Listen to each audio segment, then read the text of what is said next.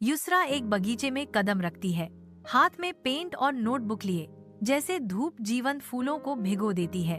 बगीचा रंग से भरपूर है, प्रकाश और फूलों के रंगों का एक सिम्फनी। युसरा आगे बढ़ती है, उसकी आंखें सुंदरता के बीच एक जादुई फूल की तलाश में है। एक स्वर्गीय प्रकाश की चमक में युसरा एक चमकदार फूल की खोज करती है, जिसकी पंखुड़ियां अलौकिक जादू से चमकती हैं।